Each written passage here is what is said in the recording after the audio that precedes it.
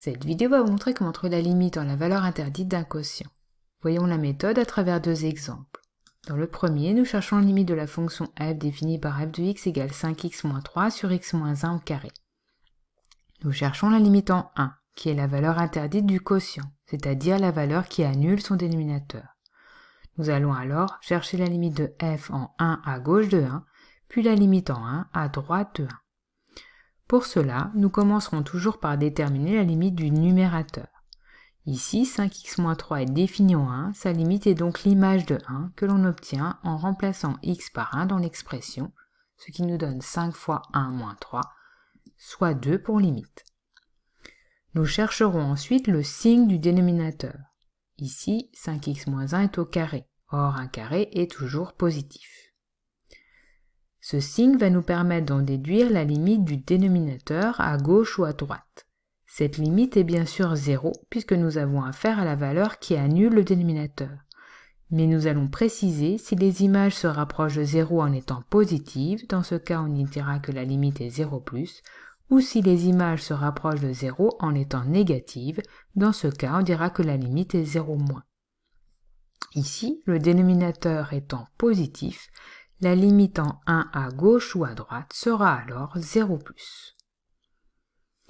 Nous allons ensuite conclure grâce à la limite du quotient.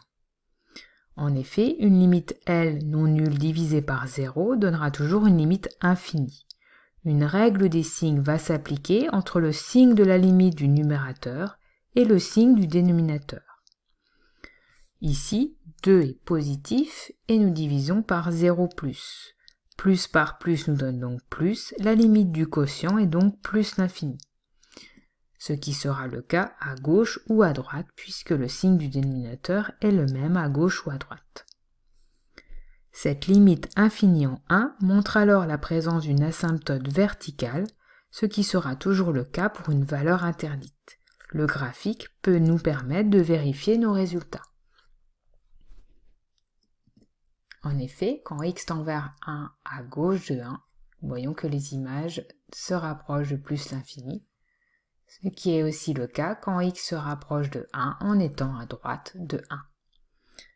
Passons maintenant au deuxième exemple. Nous cherchons la limite en la valeur interdite 2 de la fonction f définie par f de x égale 1 plus 1 sur x moins 2. Le numérateur est constant. La limite quand x tend vers 2 de 1 est alors égale à 1. x moins 2 est une fonction affine. Pour trouver son signe, on peut résoudre l'inéquation x moins 2 positif ou nul, ce qui est équivalent à x supérieur ou égal à 2. On en déduit donc que le dénominateur x moins 2 est positif sur l'intervalle 2 plus l'infini et négatif sur l'autre intervalle. Nous en déduisons donc que la limite de x moins 2 en 2 à gauche sera alors 0- puisque le dénominateur est négatif, et la limite de x moins 2 en 2 à droite sera alors 0+, puisque le dénominateur est positif. On passe ensuite au quotient. 1 divisé par 0- va nous donner moins l'infini. On en conclut donc que la limite de 1 sur x moins 2 quand x tend vers 2 en étant à gauche de 2 sera moins l'infini. Et 1 sur 0+ va nous donner plus l'infini. Donc la limite de 1 sur x moins 2 quand x tend vers 2 en étant à droite de 2 sera égale à plus l'infini. Il reste ensuite à ajouter 1 à ces limites, ce qui ne les changera pas. On en déduit donc que la limite de f de x quand x tend vers 2 à gauche sera égale à moins l'infini, et la limite de f de x quand x tend vers 2 à droite de 2 sera égale à plus l'infini, ce que nous voyons également sur le graphique. Quand x tend vers 2 à gauche, la limite est bien moins l'infini, et quand x tend vers 2 à droite, la limite est plus l'infini.